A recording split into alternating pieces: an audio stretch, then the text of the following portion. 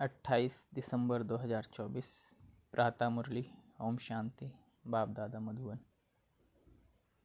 बाबा ने कहा, मीठे बच्चे, बाप आए हैं तुम्हें सर्व खजानों से माला माल बनाने।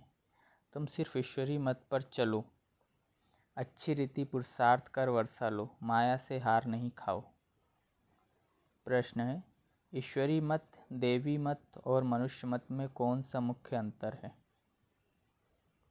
उत्तर है, ईश्वरीय मत से तुम बच्चे वापस अपने घर जाते हो, फिर नई दुनिया में ऊंच पद पाते हो। देवी मत से तुम सदा सुखी रहते हो, क्योंकि वह भी बाप द्वारा इस समय की मिली हुई मत है, लेकिन फिर भी उतरते तो नीचे ही हो। मनुष्य मत दुखी बनाती है। ईश्वरीय मत पर चलने के लिए पहले पहले पढ़ाने वाले बाप पर पूरा निश्चय चाहिए। ओम शांति। बाप ने अर्थ तो समझाया है, मैं आत्मा शांत स्वरूप हूँ। जब ओम शांति कहा जाता है तो आत्मा को अपना घर याद आता है। मैं आत्मा शांत स्वरूप हूँ। फिर जब ऑर्गन्स मिले हैं तब टॉकी बनती है। पहले छोटे ऑर्गन्स होते हैं, फिर बड़े होते हैं। अब परम पिता परमात्मा तो है निराकार, उनको भी रथ चाहिए टोकी बनने के लिए। जैसे तुम आत्माएं परम धाम की रहने वाली हो, यहाँ आकर टोकी बनती हो। बाप भी कहते हैं, मैं तुमको नॉलेज देने के लिए टोकी बना हूँ। बाप अपना और रचना के आदि मध्य अंत का परिचय देते हैं। यह है रूहानी पढ़ाई, वह होती है जिस्मानी पढ़ाई।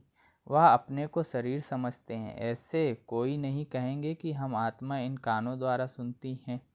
अभी तुम बच्चे समझते हो बाप है पतित पावन, वही आकर समझाते हैं।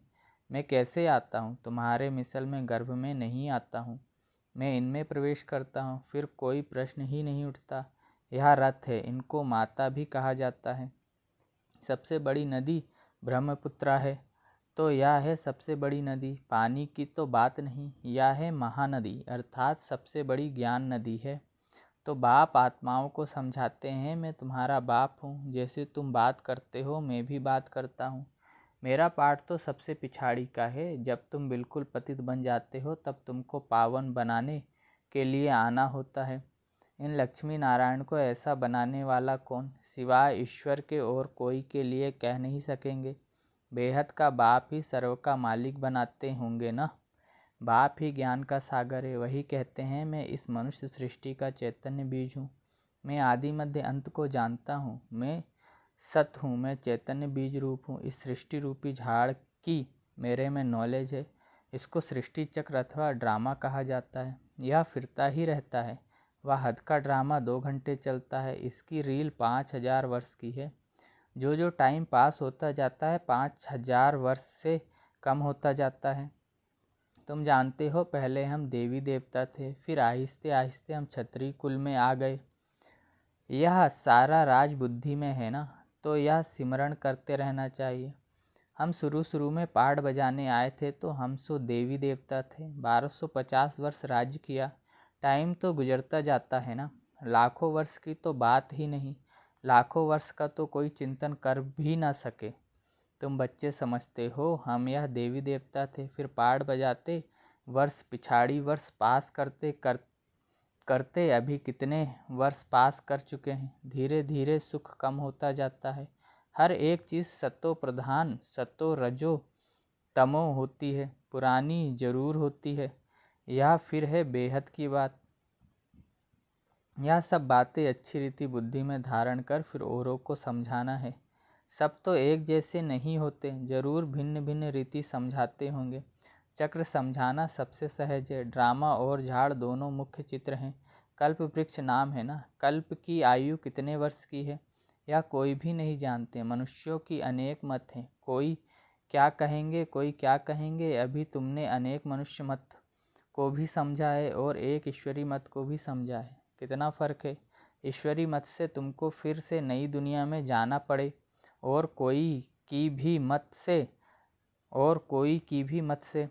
देवी मत व मनुष्य मत से वापस नहीं जा सकते। देवी मत से तुम उतरते ही हो, क्योंकि कला कम होती जाती है। आसुरी मत से भी उतरते हो, परंतु देवी मत में सुख है, आसुरी मत में दुख है। देवी मत भी इस समय बाप की दी हुई है, इसलिए तुम सुखी रहते हो। बेहद का बाप कितना दूर दूर से आते हैं। मनुष्य कमाने के लिए बाहर जाते हैं, जब बहुत धन इकट्ठा होता है तो फिर आते हैं। बाप भी कहते हैं मैं तुम बच्चों के लिए बहुत खजाने ले आता हूँ, क्योंकि जानता हूँ तुमको बहुत माल दिए थे, वह सब तुमने गंवा दिया है। तुमसे ही बात करता हूँ जिन्होंने प्रैक्टिकल में गंवाया है। 5000 वर्ष की बात तुमको याद है ना? कहते हैं हाँ बाबा, 5000 वर्ष पहले आपसे मिले थे, आपने वर्षा दिया था। अब तुमको स्मृति आई है, बरोबर बेहद के बाप से बेहद का वर्षा लिया था। बाबा, आपसे नई दुनिया की राजाई का वर्षा लिया था। अच्छा, फिर पुरुषार्थ करो। ऐसे नहीं कहो बाबा, माया के भूत ने हमको हरा दिया। देह अभिमान के बाद ही तुम माया से हारते हो। लोभ किया, रिश्वत खाई, लाचारी की बात और है। बाबा जानते हैं लोभ के सिवाय पेट पूजा नहीं होगी। हर्जा नहीं, भल खाओ परंतु कहाँ फंस नहीं जाना, फिर तुमको ही दुख होगा। पैसा मिलेगा, सुख हो, खाएंगे, कहाँ पुलिस ने पकड़ लिया तो जेल में जाना पड़ेगा। ऐसा काम नहीं करो, उसका फिर रिस्पॉन्सिबल मैं नहीं हूँ। पाप करते हैं तो जेल में जाते हैं, वहाँ तो जेल आदि होता नहीं। तो ड्रामा के प्लान अनुसार जो कल्प पहले तुमको वर्षा मिला है, 21 जन्म लिए, वैसे ही फिर लेंगे। सारी राजधानी बनती है, गरीब प्रजा, साहूकार प्रजा, परंतु वहाँ दुख होता नहीं। यह बाप गारंटी करते हैं। सब एक समान तो बन न सके, सूर्यवंशी चंद्रवंशी राजाई में सब चाहिए ना। बच्चे जानते हैं कैसे बाप हमको विश्व की बादशाही देते हैं, फिर हम उतरते हैं। स्मृति में आया ना, स्कूल में पढ़ाई स्मृति में रहती है ना, यहाँ भी बाप स्मृति दिलाते हैं। यह रूहानी पढ़ाई दुनिया भर में और कोई पढ़ा ना सके। गीता में भी लिखा हुआ है, मन मना भव। इसको महामंत्र, वशीकरण मंत्र कहते हैं, अर्थात माया पर जीत पाने का मंत्र। माया जीते जगत जीत। माया 5 विकारों को कहा जाता है। रावण का चित्र बिल्कुल क्लियर है। 5 विकार स्त्री में, 5 विकार पुरुष में। इनसे गधा अर्थात टट्टू बन जाते हैं, इसलिए ऊपर में गधे का शीश देते हैं। अभी तुम समझते हो ज्ञान बिगर हम भी ऐसे थे। बाप कितना रमणीक रीति बैठ पढ़ाते हैं, वह है सुप्रीम टीचर। उनसे जो हम पढ़ते हैं वह फिर औरों को सुनाते हैं। पहले तो पढ़ाने वाले में निश्चय कराना चाहिए। बोलो बाप ने हमको यह समझाया है, अब मानो ना मानो, यह बेहद का बाप तो है ना। श्रीमत ही श्रेष्ठ बनाती है, तो श्रेष्ठ नई दुनिया भी जरूर चाहिए ना। अभी तुम समझते हो हम किचड़े की दुनिया में बैठे हैं, दूसरा कोई समझ ना सके। वहाँ हम वही स्वर्ग में सदा सुखी रहते हैं। यहाँ नर्क में कितने दुखी हैं। इसको नर्क कहो व विषय वैतरणी नदी कहो, पुरानी दुनिया छीछी है। अभी तुम फील करते हो, कहाँ सतयुग स्वर्ग, कहाँ कलयुग नर्क। स्वर्ग को कहा जाता है वंडर ऑफ वर्ल्ड, त्रेता को भी नहीं कहेंगे। यहाँ इस गंदी दुनिया में रहने में मनुष्यों को कितनी खुशी होती है। विष्टा के कीड़ों को भ्रमरी भू भू कर आप समान बनाती है। तुम भी किचड़े में पड़े हुए थे, मैंने आकर भू भू कर तुमको कीड़े से अर्थात शूद्र से ब्राह्मण बनाया है। अभी तुम डबल सिरताज बनते हो तो कितनी खुशी रहनी चाहिए। पुरुषार्थ भी पूरा करना चाहिए। बेहद का बाप समझानी तो बहुत सहज देते हैं, दिल से लगता भी है। बाबा सच सच कहते हैं, इस समय सभी माया की दुबन में फंसे हुए हैं। बाहर का सो कितना है। बाबा समझाते हैं, हम तुमको दुबन से आकर बचाते हैं, स्वर्ग में ले जाते हैं। स्वर्ग का नाम सुना हुआ है, अभी स्वर्ग तो है नहीं, सिर्फ यह चित्र है। यह स्वर्ग के मालिक कितने धनवान थे। भक्ति मार्ग में भल रोज मंदिर में जाते थे, परंतु यह ज्ञान कुछ नहीं था। अभी तुम समझते हो, भारत में यह आदि सनातन देवी देवता धर्म था। इन्हों का राज्य कब था यह किसको पता नहीं है। देवी देवता धर्म के बदले अब फिर हिंदू हिंदू कहते रहते हैं। शुरू में हिंदू महासभा का प्रेसिडेंट आया था, बोला हम विकारी असुर हैं, अपने को देवता कैसे कहलाएं। हमने कहा अच्छा आओ तो तुमको समझाएं, देवी देवता धर्म की स्थापना फिर से हो रही है। हम तुमको स्वर्ग का मालिक बना देंगे, बैठकर सीखो। बोला दादाजी फुर्सत कहाँ, फुर्सत नहीं है तो फिर देवता कैसे बनेंगे। यह पढ़ाई है ना। बेचारे की तकदीर में नहीं था, मर गया। ऐसे भी नहीं कहेंगे कि वह कोई प्रजा में आएगा, नहीं, ऐसे ही चला आया था। सुना था यहाँ पवित्रता का ज्ञान मिलता है, परंतु सतयुग में तो आ न सके, फिर भी हिंदू धर्म में ही आएंगे। तुम बच्चे समझते हो माया बड़ी प्रबल है, कोई ना कोई भूल कराती रहती है। कभी कोई उल्टा सुल्टा पाप हो तो बाप को सच्ची दिल से सुनाना है। रावण की दुनिया में पाप तो होते ही रहते हैं। कहते हैं हम जन्म जन्मांतर के पापी हैं। यह किसने कहा? आत्मा कहती है बाप के आगे या देवताओं के आगे। अभी तो तुम फील करते हो बरोबर हम जन्म जन्मांतर के पापी थे। रावण राज्य में पाप जरूर किए हैं, अनेक जन्मों के पाप तो वर्णन नहीं कर सकते हैं, इस जन्म का वर्णन कर सकते हैं, वह सुनाने से भी हल्का हो जाएंगे। सर्जन के आगे बीमारी सुनानी है, फलाने को मारा, चोरी की, इस सुनाने में लज्जा नहीं आती है, विकार की बात सुनाने में लज्जा आती है। सर्जन से लज्जा करेंगे तो बीमारी छूटेगी कैसे? फिर अंदर दिल को खाती रहेगी। बाप को याद कर नहीं सकेंगे, सच सुनाएंगे तो याद कर सकेंगे। बाप कहते हैं मैं सर्जन तुम्हारी कितनी दवाई करता हूँ, तुम्हारी काया सदैव कंचन रहेगी। सर्जन को बताने से हल्का हो जाता है। कोई कोई आप ही लिख देते हैं, बाबा हमने जन्म जन्मांतर पाप किए हैं, पाप आत्माओं की दुनिया में पाप आत्मा ही बने हैं। अब बाप कहते हैं बच्चे तुम्हें पाप आत्माओं से लेन देन नहीं करनी है। सच्चा सद्गुरु अकाल मूर्त है बाप, वह कभी पुनर्जन्म में नहीं आते हैं। उन्होंने अकाल तख्त नाम रखा है परंतु अर्थ नहीं समझते हैं। बाप ने समझाया है आत्मा का यह तख्त है, शोभता भी यहाँ है, तिलक भी यहाँ भ्रुकुटी में देते हैं ना। असुल में तिलक एकदम बिंदी मिसल देते थे, अभी तुमको अपने को आप ही तिलक देना है। बाप को याद करते रहो, जो बहुत सर्विस करेंगे तो बड़ा महाराजा बनेंगे। नई दुनिया में पुरानी दुनिया की पढ़ाई थोड़े ही पढ़ना है, तो इतनी ऊंच पढ़ाई पर फिर अटेंशन देना चाहिए। यहाँ बैठते हैं तो भी कोई का बुद्धि योग अच्छा रहता है, कोई का कहाँ कहाँ चला जाता है। कोई 10 मिनट लिखते हैं, कोई 15 मिनट लिखते हैं, जिसका चार्ट अच्छा होगा उनको नशा चढ़ेगा। बाबा इतना समय हम आपकी याद में रहें, 15 मिनट से जास्ती तो कोई लिख नहीं सकते। बुद्धि इधर उधर भागती है, अगर सब एक रस हो जाए तो फिर कर्मतीत अवस्था हो जाए।